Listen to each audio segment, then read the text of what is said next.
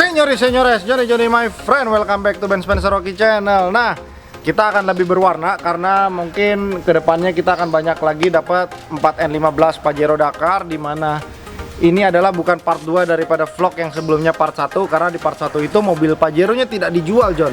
Namun yang pada kali ini spesial adalah mobil ini dijual, dan yang bikin lebih spesial lagi, varian yang ini adalah Dakar Limited Edition. Oke, John, sebelum kita masuk lebih lanjut, apa sih perbedaannya sebenarnya Dakar yang biasa dengan Dakar Limited Edition?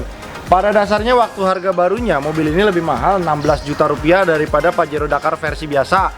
Nah, yang membedakan adalah body kit belakang, body kit samping, ini ada body kit lagi di pintu tambahan, lalu dia ada seal plate tulisan Pajero Sport Limited Edition. Lalu untuk bagian versi depan sebenarnya agak sedikit berbeda, cuman menurut gue lebih manis karena yang tadinya kopong dia bertambah lagi, ada diffuser silvernya lebih panjang, lalu dia punya fog lamp yang biasanya warnanya hitam sekarang menjadi warna silver, John. Oke. Nah, jadi kurang lebih perbedaannya itu tergantung kalian lebih suka Dakar yang biasa seperti Dakar yang di video part 1, apakah Dakar yang seperti ini. Nah, jadi karena dia tahun 2016, Pajero Dakar sendiri yang tahun 2016 sampai 2017, dimana yang masih wood panel kayu di dalamnya, itu masih CBU Thailand. Jadi dia injektornya lebih bagus katanya sih. Jadi menurut beberapa riset dari teman-teman, secara injektor dia lebih bagus dan build-nya lebih bagus. Namun ketika kalian bertemu dengan Pajero 2018 up, dia sudah ada cruise control, sudah ada beberapa fitur-fitur lagi yang lebih baru. Cuman balik lagi, ketika 2018 kan harganya lebih mahal, John. Yang ini masih di bawah 400 juta. Gua buka harga cash, secara cash itu 395 juta. Lalu untuk kredit kita kasih harga spesial 385 juta rupiah sahaja, dimana DP-nya itu bisa 100 juta pas, sudah include angsuran pertama. Angsuran pertamanya sendiri seharga 8 juta rupiah. Jadi ya kalau gue bilang sih, kalau kalian sudah punya gaji yang 20-30 juta untuk cicil mobil segitu, oke lah ya. Nah, untuk yang mau kredit juga tidak terbatas untuk orang Jakarta aja. Kalau kalian tinggal di Jakarta, Semarang, Surabaya, atau kota-kota besar lainnya, coba aja ajukan, bisa kontak si Henry, nanti bisa diajuin apakah bisa di-approve atau tidak. Nah, untuk secara kondisi mobil, oke, kita balik lagi ke mobil. Mobilnya sendiri baru kilometer 50 ribuan, dimana kilometernya masih cukup moderate untuk mobil ukuran diesel, karena namanya biasanya mobil diesel itu kilometernya panjang-panjang seperti ya udah, kita balik lagi. Nah, pajaknya sendiri juga panjang. Dia pajaknya bulan Januari 2022, dimana pajaknya juga baru gua perpanjang seharga 6 juta rupiah. Jadi ya untuk ukuran Pajero pajaknya 6 juta, oke lah, lu cukup setiap bulan lu saving sekitar 500 ribu ya, cukup ya. Jadi lu mungkin yang tadinya ngerokok jangan ngerokok buat bayar pajak mobil. Nah, Pajero sendiri sebenarnya kalau lu lihat dari eksterior depan, gua akan lebih memilih Pajero dibanding Fortuner VRZ. Tetapi kalau kita memulainya dari belakang, gua akan lebih memilih Fortuner VRZ. Secara kalau tampilan eksterior luar memang Fortuner VRZ lebih unggul ya. Dia punya lampu lebih lancip, udah gitu tidak kayak Pajero badut. Kalau gue bilang ini kenapa Pajero badut? Karena kalau ketika malam lampunya dinyalain dia kayak badut nangis. Bukan gue menjelekkan barang gue ya, jadi memang gue reviewnya secara ini aja sih, harness review. Nah, udah gitu Pajero tidak memiliki power backdoor, sayang sekali. Padahal sebenarnya mobil ini harganya 500 miliar. Kenapa tidak diaplikasikan power backdoor? Sayang ya. Nah, jadi balik lagi, ketika kalian mencari Pajero atau Fortuner, mereka semua memiliki masing-masing kelebihan dan kekurangan. Nanti kita bahas juga interiornya, kelebihan dan kekurangannya. Kalau dari body untuk depan yang tadi gue bilang, gue lebih memilih Pajero. Tapi kalau untuk belakang gue akan lebih memilih Fortuner VRZ. Cuman kita nggak bisa beli setengahnya depan Pajero, belakangnya juga Fortuner. Jadi kekurangan dan kelebihannya bisa kalian ambil masing-masing. Kalian tinggal sesuaiin aja sama kebutuhan. Mana yang mobil menurut kalian lebih cocok sama karakter kalian, dan mana yang modelnya sesuai dengan selera kalian. Apakah kalian lebih suka yang depannya lebih bagus, apakah kalian suka yang belakangnya lebih bagus, tergantung dari pilihan kalian ya. Namun mobil ini sendiri sebelum nyampe ke tangan kalian pasti juga udah akan gua coating, gua detailing, gua delete chrome, lalu gua remap. Karena sebenarnya Pajero 4N15 ini setelah di remap, kenaikan torsinya juga lumayan, newton meternya naik. Sudah gitu full consumptionnya kalau kalian bawanya secara sama bisa 1:15 kalau kalian bawanya juga normal. Apalagi dalam kota katanya sih diklaim bisa lebih dari 1:15. Nanti kita coba ya. Nah, untuk bahan bakarnya sendiri sebenarnya tidak disarankan menggunakan biosolar, tetapi banyak juga orang yang memakai Pajero ini dengan biosolar. Mungkin kalian harus lebih ekstra hati-hati dengan filter solarnya, selalu diganti setiap kali ganti oli.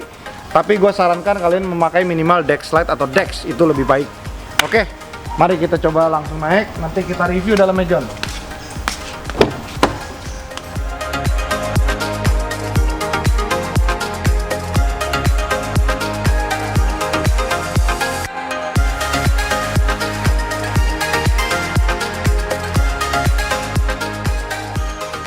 Kita sudah di dalam kabin Pajero Sport yang limited edition. Seperti yang tadi gue bilang ya, John.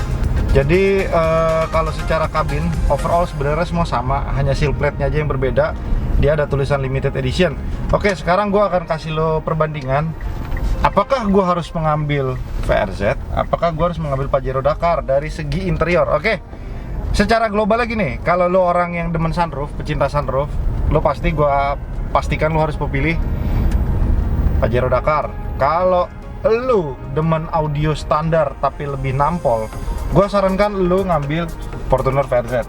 Nah, jadi gue itu bukan tim yang menyuruh orang untuk membeli mobil tersebut secara paksa. Jadi walaupun lu nonton ini vlog tentang Pajero Dakar, gue akan memberitahukan kelebihan dan kekurangan masing-masing mobil. Jadi kalau misalkan Pajero Dakar 2016 sampai 2017, itu dia head unitnya masih pakai Clarion NX403AW, dimana sebenarnya tampilannya masih kayak tip jadul ya. Sedangkan kalau Fortuner VRZ dia sudah lebar 9 inci, sudah full, walaupun sebenarnya fungsionalitasnya sebenarnya hampir mirip. Nah, tetapi kalau kita bicara tentang duduk lebih nyaman kursinya, jelas VRZ kalah empuknya joknya sama si Pajero Dakar. Nah, jadi gitu sih kalau dari segi interior itu. Nah, lalu untuk rem tangannya sendiri, Pajero Dakar sudah memiliki kemajuan. Dia sudah memiliki electric parking brake di sini, sedangkan Fortuner VRZ masih tarik. Jadi itu salah satu keunggulannya ya. Nah, lalu kalau misalkan dari segi mesin, sebenarnya gini, ini tarikannya enak banget. Udah gitu dipadu dengan dia punya Triptonic 8 speed, menurut gue sangat enak. Tetapi VRZ punya kelebihan juga, dia punya power mode dan eco mode, sedangkan dia tidak ada. Jadi tergantung apakah lo lebih memilih 8 speed atau lo memilih yang ada eco mode dan power mode. Tapi gue rasa Pajero yang lo beli dari gue ini udah gue remap, tenaganya udah lebih enak daripada power mode. Jadi tidak perlu takut boyo, apalagi Pajero Dakar ini kalau udah di remap larinya top. Dan juga konsumsi bahan bakarnya top. Kalau lo pakainya normal itu bisa 1:13. Hen, duduk belakang gimana, Hen? Jangan top doang, kasih tahu dong kelebihan dan kekurangannya, John. Enak sih. Sama VRZ biasanya gimana lu naik? Mungkin dia kayaknya sih ini lebih lega ya. Lebih lega ya? Lebih lega, maksudnya legroomnya, headroomnya semua lebih lega. Soalnya mungkin lebih kotak dia badannya ya. Jadi kayaknya lebih enak ya? Ya lebih lega sih. Kalau jok sih kayaknya warnanya ini lebih oke ya, karena dia kan warnanya hitam ke hitam ya. Sedangkan VRZ kan biasanya warnanya coklat tuh. Jadi dia lebih ini. Nah, kalau kaki sendiri enak ngegantung nggak? Jadi biasanya kan kalau SUV leather frame tuh biasanya kakinya ngegantung. Enggak ya? Malah bisa selonjoran ke bawah jok. Wih, serius loh? Tuh. Kan nggak tahu nih bisa di ini nggak ya? Bisa di mundurin nggak? Oh bisa. Bisa ditidurin. Bisa ya? Oh lumayan dong ya, tetap masih enak ya. Nah jadi yang kalau kayak gue bilang kan audionya sih memang kacau ya. Yeah. Jadi gue terus terang aja memang kayak lenong audio Pajero Dakar ANPS ini. Tapi gue akan kasih lo di part 2 nanti bagaimana caranya upgrade audio tanpa merubah banyak barang, namun audionya lebih maksimal dengan uang tidak sampai 6 juta rupiah. Nanti kita bahas di part kedua. Ini bahas untuk mobil ini saja. Jadi memang sebenarnya dari kemarin itu banyak yang DM Pajero gua dijual gak? Yang kemarin di part 1 itu nggak dijual, itu mobil pakaian gua. Jadi yang gua jual kali ini malah lebih spesial dari pakaian gua. Tadinya gua sempet tergiur apa gua tukar ya, cuman gua kayaknya lebih baik gua kasih ke penonton yang lebih bagus aja ya, yang limited edition ya. Nah, suaranya Pajero sebenarnya sama Fortuner VRZ mirip-mirip ya nih. Kegaringan-garingannya itu beda ya, maksudnya kan kayak 2KD yang lama sama mesin 4D56-nya old Pajero Sport lebih kasar ya. Iya. Kayaknya yang baru ini teknologi common railnya udah lebih bagus dibandingkan yang sebelumnya ya. Di adem ya? Iya, terus pengaturan AC-nya gampang aja di atas, John. Pencet aja. Nah, cuman kalau lo di posisi duduk di belakang, AC-nya nyentrok ke badan nggak? Lumayan ke kepala ya. Lumayan ya? Cuman kan bisa diarahin. Oh, jadi enggak ini. Kekurangannya mungkin nggak bisa maju mundur gini. jok. Oh, pantatnya nggak bisa maju mundur? Bisa. Waduh, nggak enak juga dong. Tapi Udah fix ya? Yakin lo? Masa nggak bisa sih? nggak ada lagi. Tuasnya. Oh alah. Oke, sekian dari review interior ini. Jadi kesimpulannya kalau kalian mencari audio yang lebih bagus tanpa penggantian, mungkin kalian harus memilih Fortuner VRZ. Tapi kalau kalian mencari ini, kalian bisa dada-dada, kalian bisa ngapanya ya. Carilah Pajero Dakar. Gue yakin lah orang Indonesia kenapa bisa bilang Fortuner VRZ lebih murah dibandingkan Pajero Dakar dengan tahun yang sama untuk mobil bekasnya. Ya karena ini salah satunya ya, aneh. Sunroof. Orang Indonesia tuh memang hobi sunroof. Walaupun sebenarnya VRZ memiliki fitur unggulan dia power backdoor, sedangkan Pajero Dakar tidak ada ya.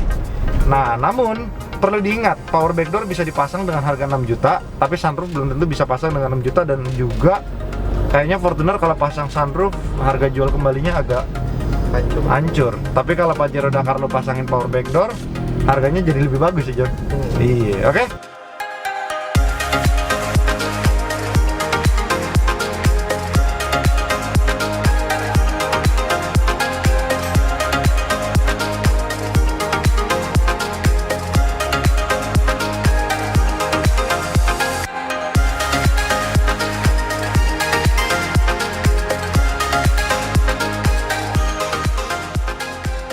Oke John, kita jadi karena mobil ini baru datang, kita purging di Lido Jaya Motor ya Om ya? Siap. Nah ini biaya purging biasanya 500.000, tapi buat teman-teman yang datang ke sini karena bilang dari Euro House akan dikasih harga spesial sama Koko Ganteng ya.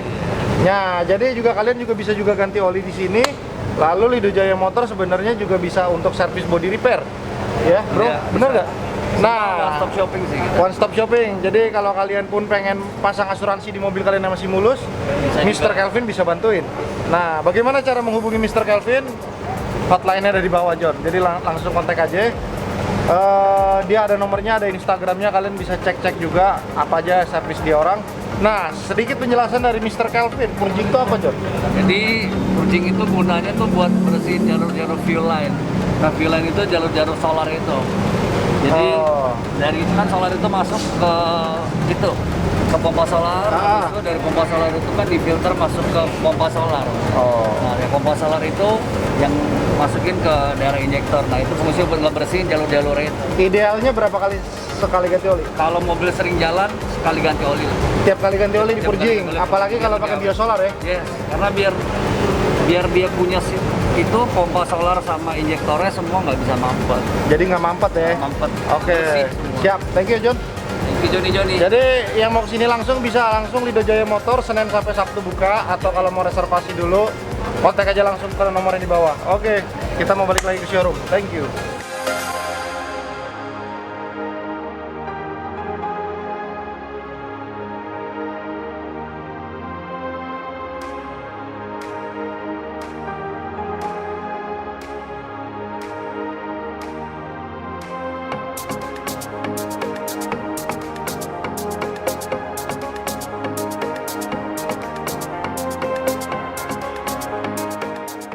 Oke John, kita udah nyampe lagi nih di showroom. Jadi kesimpulannya dari mobil ini, kalau kalian merasa kalian mampu dan memang ada budget untuk nyicil mobil ini, maka belilah secara kredit. Kalau kalian mampu beli secara tunai, maka belilah secara tunai. Kalau kalian memang rasa ini bakal menjadi beban lo, jangan beli mobil Pajero. Mungkin lo bisa beli mobil-mobil yang lebih murah dan memang menyesuaikan kebutuhan ya. Karena mobil ini dibilang kebutuhan pokok untuk orang di perkotaan besar ya memang benar, tapi sebenarnya kalau kalian tidak memaksakan, kalian bisa beli mobil yang lebih murah, why not gitu loh. Jadi zaman sekarang ini milenial ini kan lebih banyak gaya hidupnya dibandingkan tabungannya. Jadi gua berharap kalau kalian dengar gue mungkin bisa dengerin ya, belilah sesuai dengan kemampuan dan kebutuhan. Kalau memang bisa ditabung duitnya ya ditabung aja, pakai mobil yang secukupnya, lalu nanti kalian di hari tua kalian punya tabungan yang lebih banyak. Itu akan lebih baik, karena sebenarnya beli mobil ini tidak seperti investasi. Mobil itu harganya cenderung turun. Jadi ya intinya sih gua nggak memaksa lo beli, cuman kalau gua pribadi ya seperti itulah kehidupan John. Nah namun sebenarnya Pajero ini harganya stabil. Jadi udah bisa dikatakan kalau mobil diesel di Indonesia lo tidak perlu takut harganya turun. Kurang lebih seperti itu ya John ya. Jadi gua harap lu nangkep poin gua. Bukan berarti gua memaksakan, bukan juga berarti gua menolak kalian beli mobilnya. Oke? Terima kasih dan jangan lupa di subscribe karena subscribe itu gratis. Bye bye.